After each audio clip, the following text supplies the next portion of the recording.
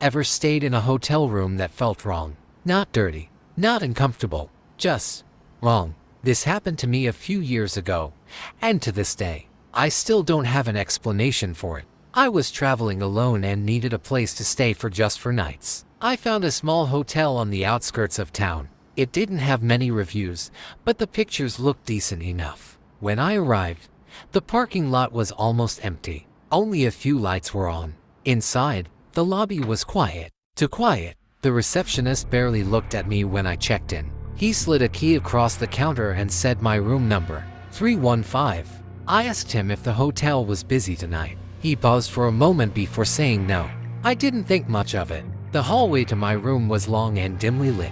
The lights flickered softly as I walked. The air felt heavy, like the building hadn't been aired out in years. When I reached room 315, something caught my attention. The number on the door looked old, faded, almost scratched in. I unlocked the door and stepped inside. The room itself was normal at first glance. A bed, a lamp, a wardrobe near the wall. But the longer I stood there, the more uncomfortable I felt. It was cold. Not just air-conditioned cold, the kind of cold that sinks into your skin. I tried to ignore the feeling and set my bag down. That's when I noticed the painting. It was hanging on the wall opposite the bed. A portrait of a woman in an old-fashioned dress. Her expression was calm, but her eyes felt different. No matter where I stood, it felt like she was watching me. I told myself I was tired. That's all. Later that night, as I lay in bed, I heard something.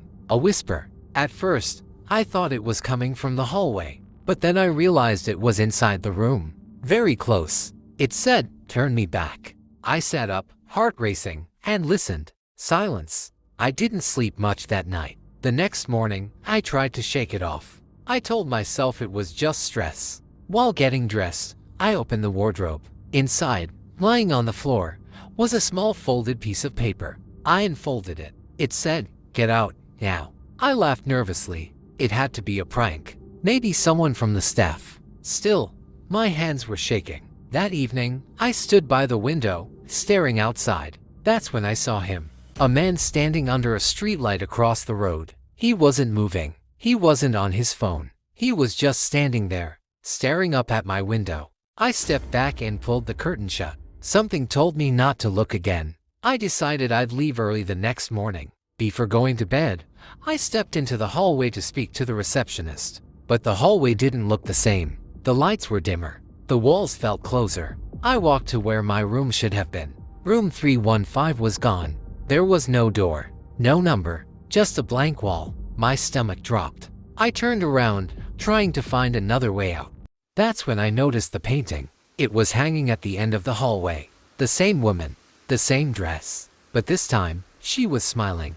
I backed away slowly. The lights flickered, and then everything went silent. The next thing I remember, I was standing outside. The hotel was behind me. The lights were off. I got into my car and drove away without looking back. Later, I tried to find the hotel online. There was no record of it. No address. No photos. Nothing. Sometimes, when I stay in hotels now, I still feel that cold air. And I wonder if room 315 is still waiting for someone else.